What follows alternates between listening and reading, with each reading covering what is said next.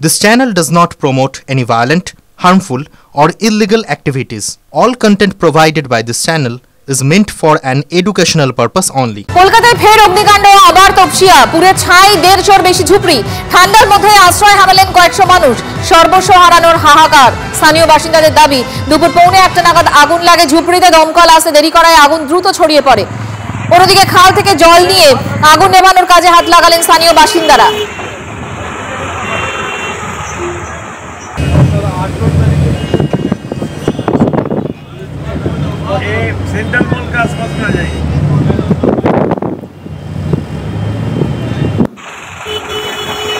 দমকলের ভূমিকায় চূড়ান্ত ক্ষোভ। পুলিশকে লক্ষ্য করে ইট বৃষ্টি, উত্তেজিত জনতার। 12:30টার কাছাকাছি এই ভয়ানক আগুন লাগে এবং তারপর বিধ্বংসী চেহারা নেয়। লাঠি উঁচিয়ে তেড়ে যায় পুলিশ উত্তেজিত জনতাকে ছত্রভঙ্গ করতে। বারবার অগ্নিকাণ্ড, একের পর এক অগ্নিকাণ্ড। এবার তপসিয়া, এবং এই তপসিয়াতেও এর আগে অনেকবার আগুন লেগেছে। আবারও তপসিয়ায় আগুন। পুরো ছাই 150 বেশি ঝুপড়ি। শীতের সকালে এরকম ধরনের একটা ঘটনায় ওই এলাকার মানুষজন রীতিমতো দিশেহারা। আশ্রয় হারালেন তারা। সর্বস্ব হারানোর হাহাকার। স্থানীয় বাসিন্দাদের দাবি, দুপুর 1:45 বা 12:30টার ঠিক পরে এই ঝুপড়িতে আগুন লাগে। দমকল আসতে দেরি করায় আগুন দ্রুত ছড়িয়ে পড়ে।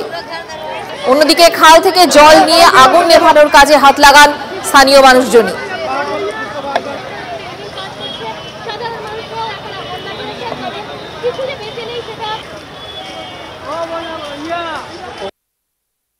শেষ সম্বলটুকু দেখো, বাড়িতে যে চালের বস্তা বা বিভিন্ন যে সামগ্রীগুলো ছিল সেগুলোকে কিন্তু বের করে আনা হয় জুতোটার সঙ্গে। এবং এই মুহূর্তে এক ভদ্রমহিলা আমরা দেখতে পাচ্ছি যে সব কিছু হারিয়ে বসে আছেন। কেসে লাগা এই আগ?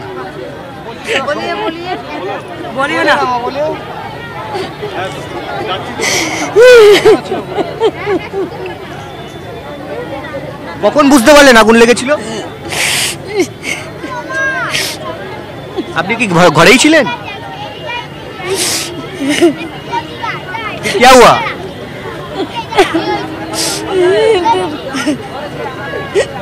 পুরো জায়গা কাছে কি করে খাও, हमको नहीं पता কি করে লাগলো। নিঃসন্দেহে তিনি কথা বলার ভাষা হারিয়েছেন, কারণ তার ঘরে যে সমস্ত জিনিসপত্রগুলো ছিল সেইগুলো সবকিছুই কিন্তু এই আগুনে পুড়ে কার্যত ধূলিসাৎ হয়ে গেছে। এবং ঘর হারানো মানুষ, ফলে চোখের জলই তার সেই ভাষা বলে দিচ্ছে। আগুন কি কারণে লাগলো সেটা বলা খুব মুশকিল। এটা আগুন নেভে যাওয়ার পরে ইনকোয়ারি হয়, তদন্ত হয়, তারা বলতে পারে, পুলিশ এবং দমকল বাহিনী। কিন্তু 100-র উপরে ঘর পুড়ে গেছে, ঝুপড়ি পুড়ে গেছে। এবং অসহায় মানুষ, তাদের পাশে মানবিক সরকার, মামাটি মানুষের সরকার, মমতাদি সরকার আছে। এবং আমরা ওদের খাওয়া দাওয়ার, থাকার ব্যবস্থা এবং যাতে আবার পুনর্বাসন হয়, তৈরি ব্যবস্থা হয়, সেই ব্যবস্থা। যেহেতু এখন এই শীতকাল, এবার থাকার ব্যবস্থাটা কোথায়, মানে থাকবেটা কোথায়?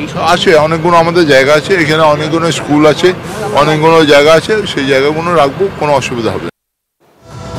দীক্ষা ভূঁইয়া আমাদের সঙ্গে এই মুহূর্তে সরাসরি রয়েছেন একেবারে ঘটনাস্থল থেকে। দীক্ষা, জাভেদ খানের বক্তব্য শুনছিলাম, তিনি বলছিলেন যে এই সমস্ত মানুষের পাশে সরকার রয়েছে, খুব ভালো কথা। তারা কি ব্যবস্থা করছে? প্রায় 3 ঘন্টা সময় হতে চললো, এরপর এখন ফায়ার অ্যারেস্ট করা কি সম্ভব হয়েছে? ফায়ার পকেটস অনেকগুলো জায়গায় থাকে, এই সিচুয়েশনটাই বা কি? দেখো, আমরা যে দাঁড়িয়ে রয়েছি পুরো ভস্মীভূত যে ধ্বংসস্তূপ বলতে পারি, তার উপর দাঁড়িয়ে রয়েছি। একটি ঝুপড়িও বেঁচে নেই। ফায়ার এখন যেটা করছে, যে যেটাকে কুলিং প্রসেস বলা হয়ে থাকে, অর্থাৎ আগুন নেভাবার পরে এলাকা যেটা তপ্ত হয়ে থাকে, মাটিটা তপ্ত হয়ে থাকে, সেই জায়গাটা কুলিং প্রসেস চলছে। কিন্তু আমি যদি পুরো আমার সহকর্মী সুদেবদাকে দেখাতে বলি, পুরো বিস্তীর্ণ যে জায়গাটা, এখান থেকে আমরা পুরো যদি দেখতে পাই, পরপর ঝুপড়ি সমস্ত পুড়ে শেষ হয়ে গিয়েছিল, ভস্মীভূত হয়ে গিয়েছে।